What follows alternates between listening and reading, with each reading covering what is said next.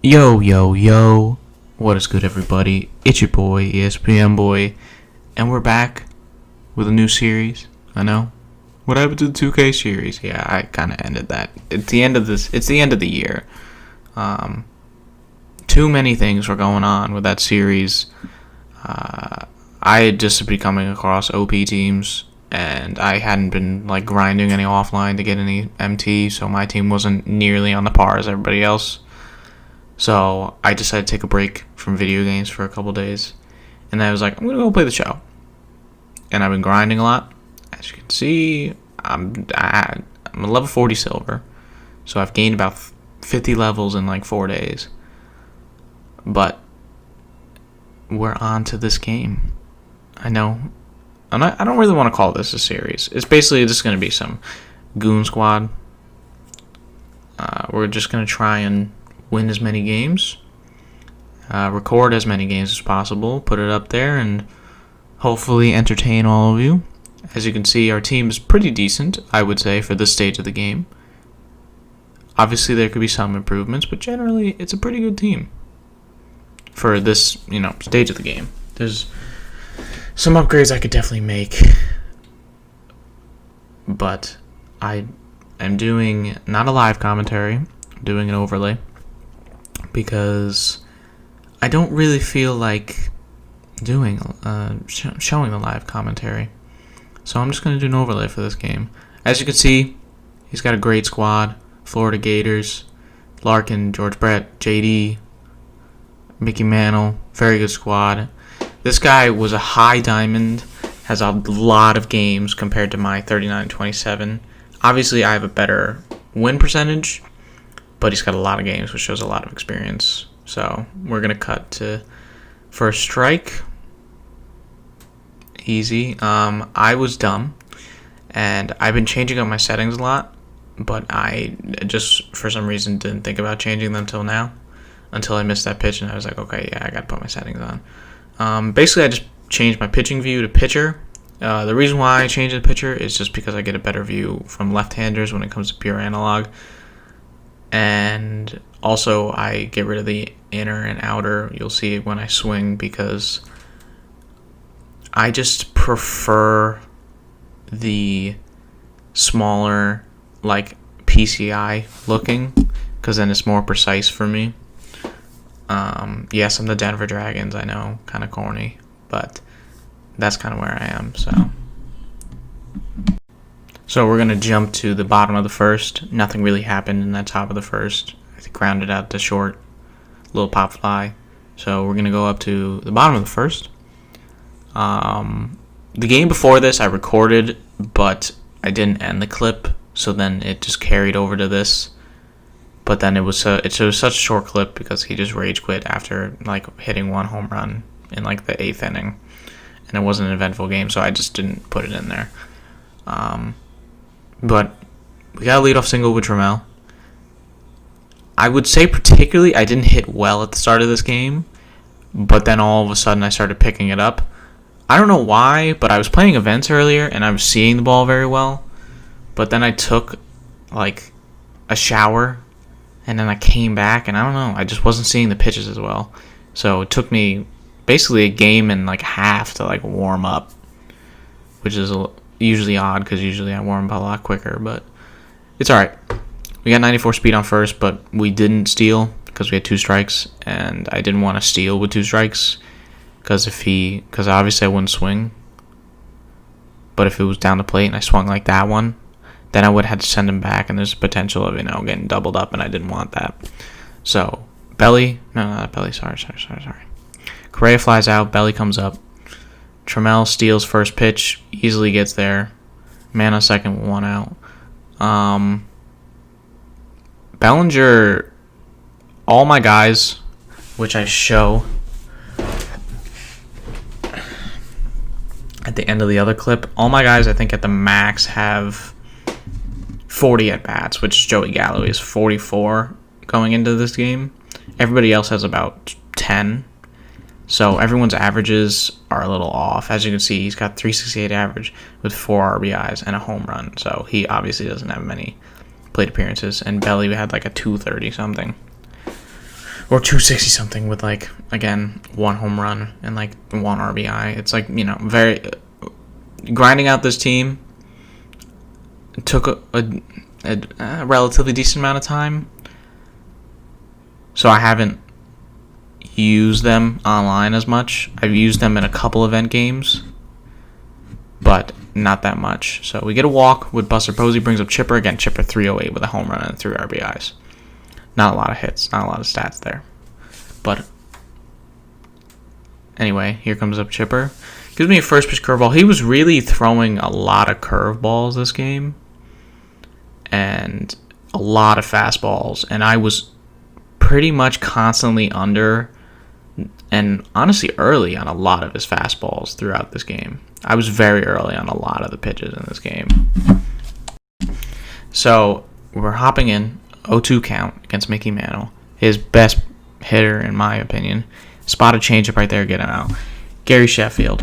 Now, what I was saying during the live commentary is you never throw the same first pitch to the 2 straight batters, but I did, and I hung a sinker over the heart of the plate, and Gary Sheffield hits a home run. So that's me being dumb. But luckily, that's all that happens for the rest of the inning. He gets a solo shot, and Bagwell and Didi, who are his next 2 batters, strike out. So I'm just going to jump into the bottom of the second, and now we're hitting. So yeah, he didn't make much of that. The next 2 batters struck both of them out. Honestly, I pitched a great game with Kluber, as you'll see. But here comes the bottom of the second. Didi swinging a crap first pitch, low and inside fastball. Again, as I was saying earlier, I'm early on a lot of his pitches, especially his fastball, which usually I'm not. Usually I'm most of the time I'm at least good timing or a tick behind on fastballs. But for some reason, I wasn't reading the pitches out of his hand very well this game, so I was just very early on a lot of his pitches. But it's a 2-1 count, 3-1. I would say he doesn't locate that great this game when it comes to hitting dots.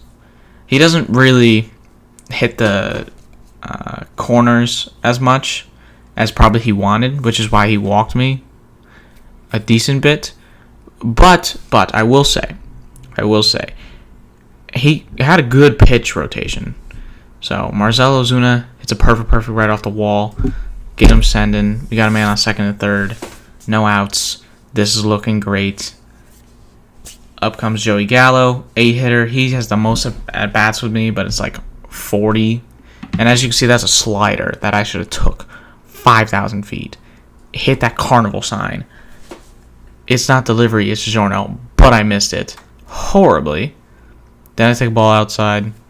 Pretty self-explanatory. Again, I'm trying to stay patient because at the previous game, which I didn't record, I was not patient. Even though I won, I can go back into game history in the next game if you don't believe me, but I'm sure you do. I was being extremely impatient at the plate, and as you can see, there were 3 pitches in that bat that I should have took 450 feet. It's not delivery, it's DiGiorno, but I did not. And then up comes the pitcher. Kluber obviously can't do much. He's a pitcher. Although I will say, everyone's gotten hits with the pitcher in the past, but as you can see, I was way early and way above on that changeup. I wasn't seeing the off speed very well. But here comes Trammell. He gives me a fastball down the heart. I foul it off. I'm driving up his pitch count, as you can see, which is good. I didn't notice that in the game, but he has 32 pitches through not even 2 whole innings, which I love.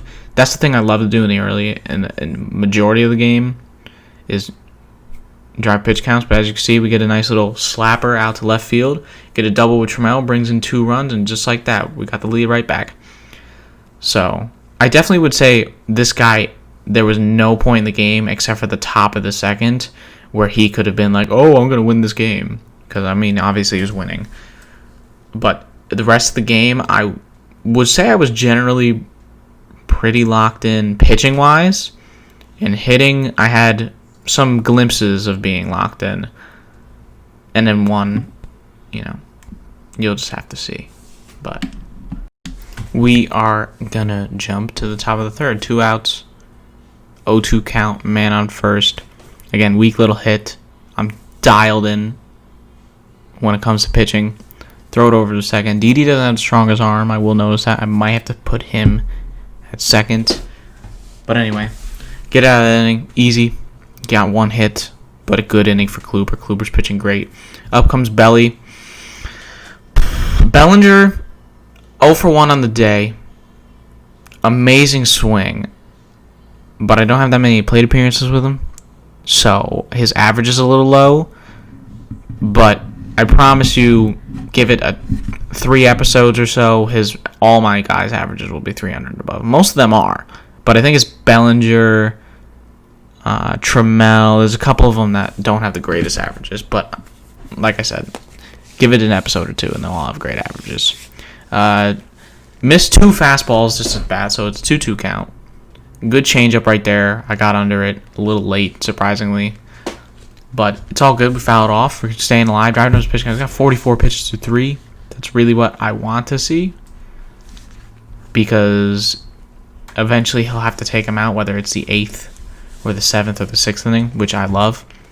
Because that gives me a whole, handful of innings to work with a new pitcher who, he has to work with.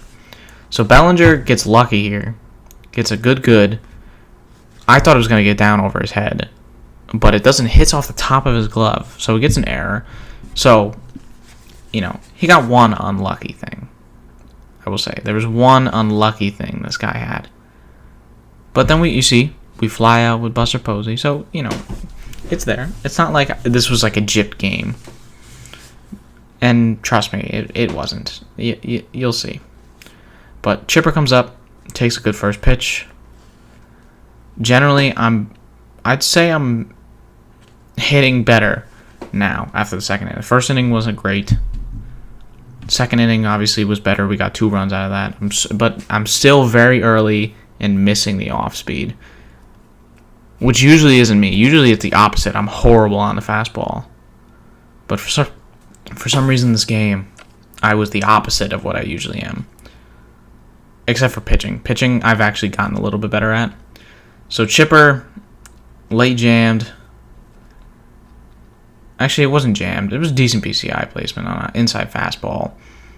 I did the best I could do with that pitch, and I got a base hit off of it.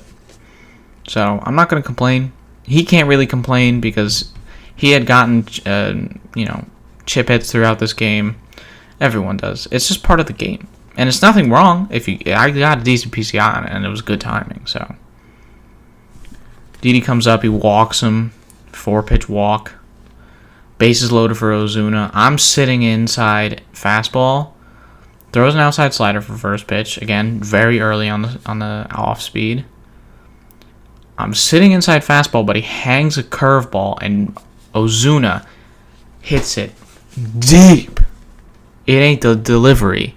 It's DiGiorno pizza right at your front step. He rage quits. We were up 6-1. We get the dub. So now we're 40-27, I think. Or we 39-27. We'll see after this game. We got plus 40, so now we're in pennant race, meaning we get our boy Johnny Cueto. We got 100K stubs and a ball in his habit pack. And a regular pack and some icon. Which was good. I'll take it. I don't know if we check our record. I can't remember. But anyway, we're going to open up the pennant race one. It's pretty simple. You get gold. I've gotten it 3 times. So then I'm sitting there, and I'm just like, hold on. He sells for $17K, which is a lot for Brett Gardner. So I got Brett Gardner. I sold him. Open up this pack. I'm pretty sure I got a bronze out of it. Didn't do anything with it. Just added it to my collection. Then a ball in his habit, you get guaranteed gold. So I get Eugenio, and I'm like, you know what? I'm going to sell Eugenio. Sell the silver. Sell the duplicates. Why not? Because I don't really need them. And I don't really need them for team affinity exchanges. And now we're at 118K. And my team is pretty good. And I know what you're thinking. Oh, Johnny Cueto would have been good for your rotation. I got a lot of guys. Kyle Hendricks I have not used. I was just showing off that card because it's new. I would use him if he had good velocity. Alex Wood pitches great for me. You know, all my rotation pitch is good for me. I'm not really worried about my rotation. Plus, eventually I'll get that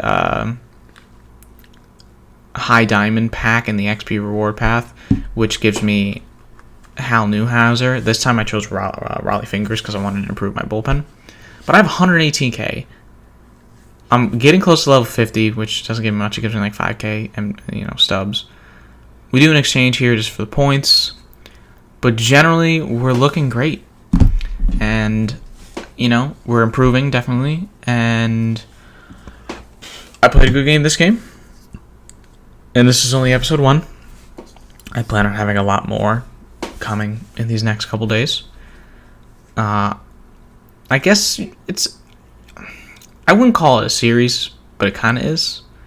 It's similar to the Road to 12-0, but it's kind of like Road to World Series. But I'm not going to call it that. I'm just going to call it Ranked Seasons Gameplay or something like that. I'll come up with a name.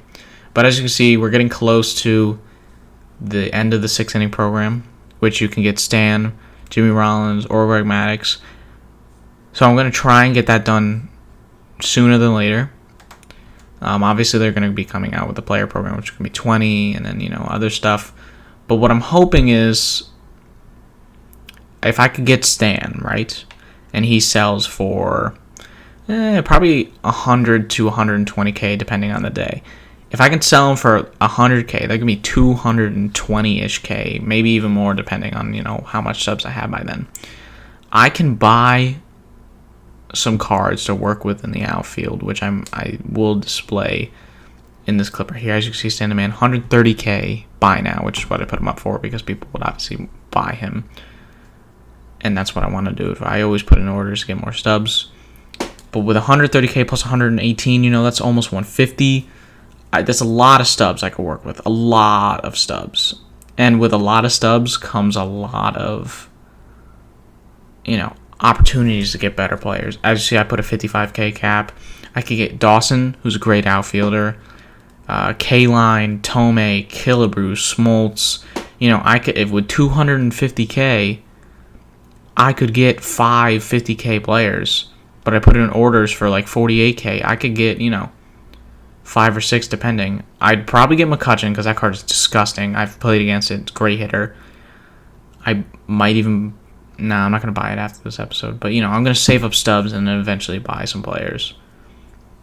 Keep saving up stubs even though I have 118k. I'm going to keep saving up, get a lot more players, and then go from there. But, anyway, that's the video. I hope you all enjoyed. More videos are going to be coming out soon. I kind of like the not live commentary, the, like, second... I don't know what to call it. I guess I just call it whatever. But I think I'm going to do more of that. Obviously, this is me. It's my account. It's my team. If you don't believe me, well, then sucks for you. It's me. So, but anyway, that's going to end the video there. Hope you all enjoyed. If you did, I'd appreciate a like, a comment, a subscribe, whatever you want. If not, then sorry for wasting your time. And even if you did enjoy it and you don't like, comment, subscribe, it's fine. But anyway, that's the video. Stay frosty, my friends.